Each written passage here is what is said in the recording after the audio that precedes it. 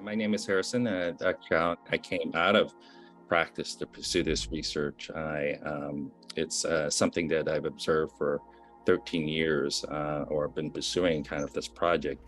If I run sedation anesthesia, I'll get about 50% of these patients reporting dreaming. I don't think there's a question that anesthesia is related to dreaming. I think the bigger question is, do they clinically matter?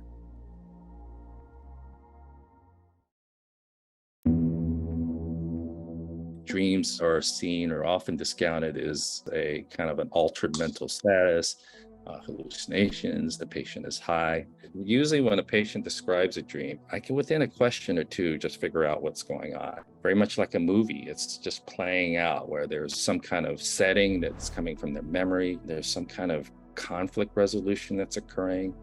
I kind of interpreting that as kind of an anxiety relief. One of the things I wanted to do is just kind of ask some questions and in sort of a structured way that will help us get a sense of whether you might have had a diagnosis or have a diagnosis currently of something called acute stress disorder.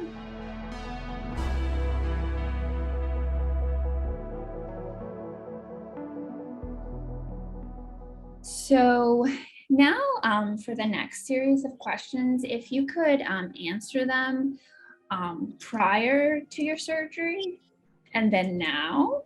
This patient, 11 days prior to surgery, was attacked by her sister-in-law with a knife. So she was fighting for her life. Since her attack, to the time we saw her, she's completely unable to talk about her attack. She goes in histrionics. Her sleep is haunted by nightmares. Days were going by.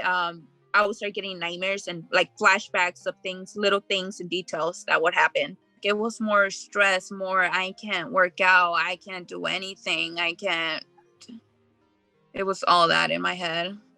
I was put asleep for 2 hours. I remember telling the nurse, crying and telling her that she should have never stabbed me, that I didn't deserve to get stabbed. And I cried, and then that's when I completely fell asleep. And then I just opened my eyes and I was in there. I was in there again and again and again and again. And it was the moment of her swinging the knife on me multiple times, getting the same image again and again and again. It felt like really vivid, like it felt like I was actually there. It was just insane. And so she woke up and we woke up in the operating room and she just described to everybody the dream that she had. And this one was that she dreamt about the attack, right? This time she went to the emergency room in a dream. So she went from beyond the attack to going to the emergency room. And then she dreamt that she had her hands repaired. Yes, but I saw my hands healed. I didn't see them cut. So I don't know why did I see that.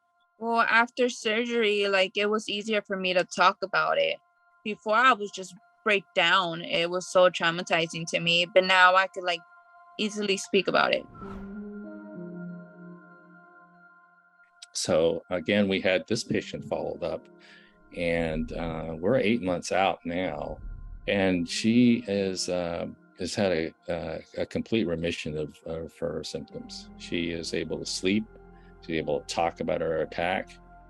She's not having nightmares about this attack. I just feel relieved, and since then I haven't had nightmares. Yeah, I haven't had any.